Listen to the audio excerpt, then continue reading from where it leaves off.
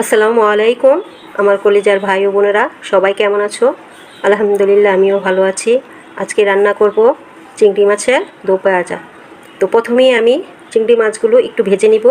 ভেজে সে ভাজা তেলে পেঁয়াজ কুচি দিয়ে একটু ব্রাউন কালার করে তারপর আমি আদা রসুন বাটা, লবণ, হলুদ, মরিচ এক এক করে সব মশলা দিয়ে এখন ভালো মতন কষিয়ে নিব। মশলাটা কষিয়ে নেওয়ার পরে হালকা একটু পানি দিয়ে মাছগুলো সব দিয়ে দিব এক এক করে।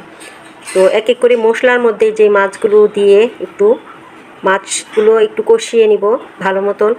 কষিয়ে নেওয়ার পরে জাস্ট আবার একটু পানি দিব। তো পানি দেওয়া হয়ে গেছে আমার। এখন 2-4টা কাঁচামরিচ উপরে ছিটিয়ে দিব। এখন রান্নাটা প্রায় শেষ পর্যায়ে হয়ে আসছে। তো শেষ পর্যায়ে আমি একটু জিরা ফাঁকি দিয়ে দিব। তো এভাবেই আমি রান্না করে ফেললাম চিংড়ি মাছের দো পেঁয়াজা। তো আমার রান্নাটা কেমন হয়েছে সবাই জানাবেন। আর আমি সবসময় রান্না আমি শর্টকাটে করি, এত বড় করে আমি করি না, ভিডিও শর্টকাটেই করে ফেলি। তো কেমন হয়েছে জানাবেন সবাই। আসসালামু আলাইকুম।